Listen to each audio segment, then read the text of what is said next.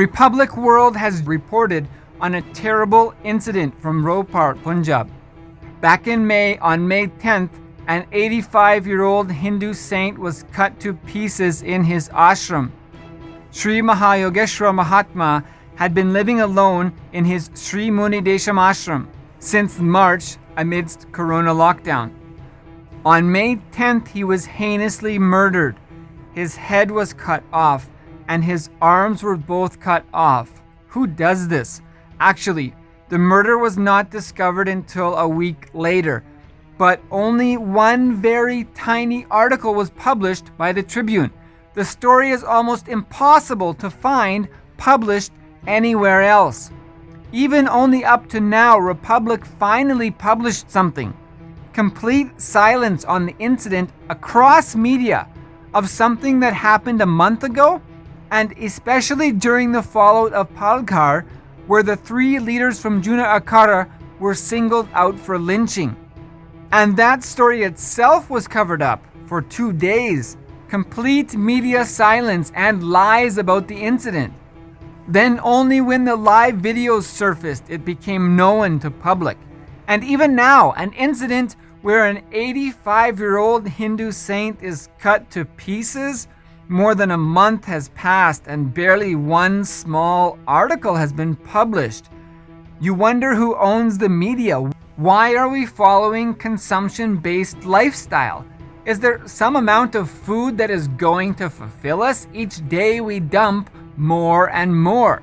The cinema and media supports materialism lifestyle, and the materialistic consumption cult promotes the media and cinema, and we run along behind it, hating ourselves more and more, never settled inside, even though the dharmic Hindu solutions are all around us. Take the example of 2 of the tiniest communities which came from abroad to escape persecution. The Zoroastrians, who are called Parsis in India. And they had a country called Iran, which was occupied by Islamic forces, and everybody was forcibly converted to Islam. And some of them escaped, and the only place they survived was India. And when they came to India, they came to Gujarat. The Shankaracharya was there to receive them, and we built their fire temples. And they have lived perfectly in harmony with the Hindu society. And when the British left, they approached them and said that, like for the Anglo-Indians, we can make a special quota for you in Parliament, and because this Hindu community is huge, it will swallow you. And they said to the British, for 1,000 years they've looked after us. Now you don't teach us about what the Hindus will do to us. You go. We don't need you here. We are quite comfortable with the Hindus. Similarly, and they themselves gave that as a tribute to the Hindus. The Jews persecuted everywhere in the world. The only place they lived without persecution was India. And when Israel was founded, after their formalities of constitution, everything was over, the parliament passed a resolution thanking India as being the only country which didn't persecute the Jews. So with this kind of record, I don't think we need to bother about intolerance and tolerance, you see. We have to worry much more about seeing that the narrative in the media doesn't become doctored by these forces, both within India and abroad.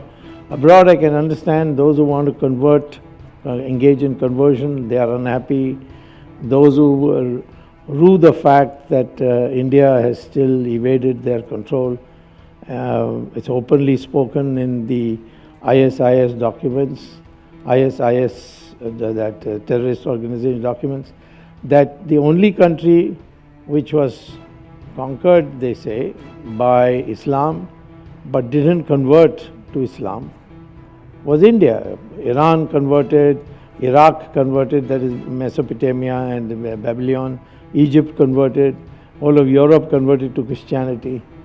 But this country, despite 600 years of Islamic rule and 200 years of Christian rule through the British, is still, despite all the machinations, is still 82% Hindu.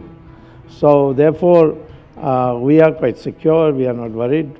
And I think the only thing is that the media manipulation which leads to brainwashing is the one thing that we have to be careful about.